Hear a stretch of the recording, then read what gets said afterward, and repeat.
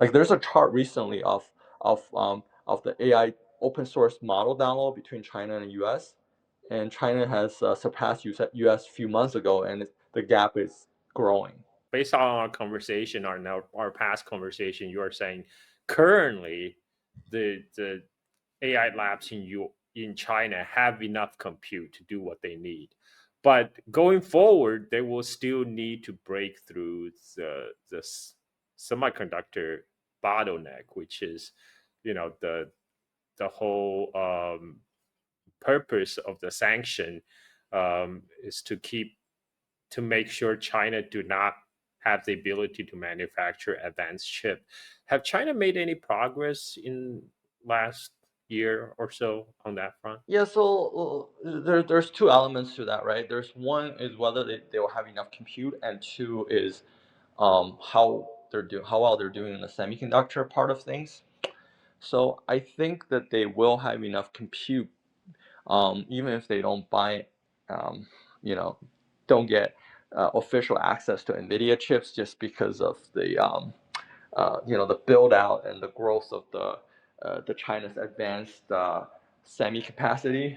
And there's going to be a lot more 5 to 7 nanometer capacity that come online in the next couple of years. And they will definitely be making the AI chips. If you look at Huawei's recent Ascend, like from a few months ago, they did like an Ascend presentation where they showcase their plans for the next 3 to 4 years, right? Um, and it's very interesting because they're already showcasing these systems that are basically you know they take advantage of Huawei's advanced networking and optical connection technologies. So what that means is that per individual chips, and due to the fact that there are limitations to the Chinese semi-fabbing stuff, you might not have the best chips. But by connecting them all together in a system, it functions better. So they'll do these things called supernodes, which is basically you link everything together. You have these really quick, really fast interconnect that can so the chips can talk to each other. So as a whole, they function, they get utilized better, and they can process stuff better. And then you connect these supernodes together in a supercluster, so you can have like these clusters that require like 1 gigawatt of electricity, and then not only would you, but it's like really powerful. You can do like 2,000 EFLOPS of computation or whatever, something like that. It's some of the numbers are pretty crazy actually, and I think that in order for it to be even talking about these plans, it must have capacity to produce the chips, right? Because why would you present these plans saying that you can build data centers with 2,000 EFLOPS of compute if you can't actually make the chips? And a lot of these things would require like millions and millions of chips. So that's the scale we're talking about here. So so I think in terms of compute, they will have it. Maybe some of the labs still prefer to use Nvidia as the training, and that's where the continued smuggling of you know Blackwell will come in to play. But in terms of inference, which is where most of the demand is, they will be probably using Ascend clusters on these public data centers long term. Well, I saw on Twitter, of course, the most reliable information on the internet. Someone made the case that U.S. will stay far behind, far ahead, because U.S. had built thousands of data centers, whereas it completely dwarfs the numbers that's currently in China. Now, is that comparison fair? No, no, no, no. They have no idea like how much compute China has. China has this EDWC project, which is East Data West compute project. What basically the idea is like the demand for compute is all in the East Coast, so they need to build like data centers in the western part of China where all this free and cheap renewable energy is. And then they can build these huge clusters in Qinghai, Gansu, and places, Inner Mongolia and places like that, right? So that they can get these cheap compute resources. And there was my friend Dave Fishman actually posted, like, went to a recent conference where the Chinese state grid showcase where they expect the electricity growth to come from for the next for the 15th 5-year plan. And the interesting part that the plan says is that they expect about 21% of the growth in electricity demand to come from AI and computation servers and things like that. And the number that they gave was like something like 642 terawatt hours. Just to put 642 terawatt hours into perspective, that is basically having about 75 gigawatt of data centers running 24/7 with no interruption. I think in reality, that's probably the data centers are never going to run 100% capacity, full year round, right? There's always going to be clusters that need to be taken down for maintenance or whatever. So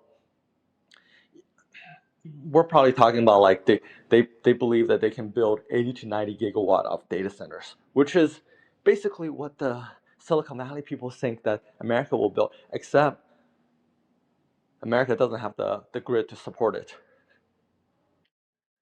So I'll give you a story, right? Because my friend works on Meta, and they're building a data center out in Louisiana, I think.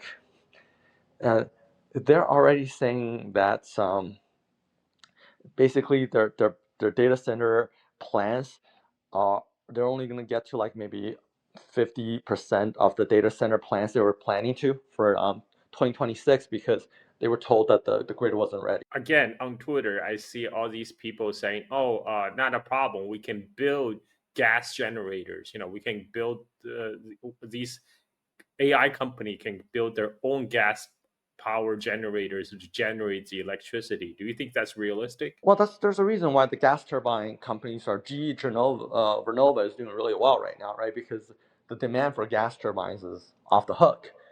But you have to produce gas turbines, and there's only so much capacity out there for the gas turbines, right? Like they're trying to raise it, but it's not like something where you can quickly increase in a short term. And then you also need the backup diesel generators, and there's also a capacity factor for that also. And there's also some people would use. There's a lot of constraint out there that people are not appreciating. When you increase capacity in short term, there is going to be production quality issues. And I was told specifically from my friend at Meta that they're seeing production quality issues with the Corning cables and some of the other items.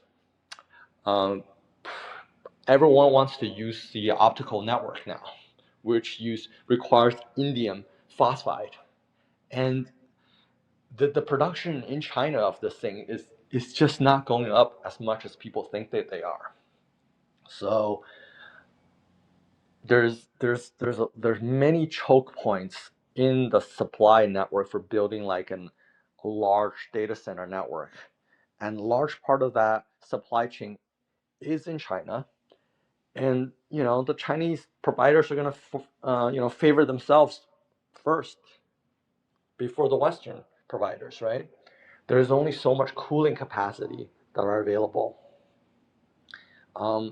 You need copper for the electricity, for the data center. You need aluminum, right? America is seeing like these huge price jumps in copper because the demand for it is so high, and then they put a 50% tariff on copper. So then you can see, like, I was posting a chart recently. The import of copper from China into America went down 25% year on year, and then you wonder why the copper prices are all time high, and that's terrible for the AI data centers, right? Like they're it's almost comical, some of the factors involved here, and people just don't understand that when you increase the capacities, not only do you need more AI chips and HBMs, but you also need these power chips, heat sinks, the cross connects, the the fiber networks. You need what they call the optical transceivers, and the optical transceivers need the raw material, the wafers, and wafers need the raw materials, and a lot of that stuff only gets sourced in China, basically.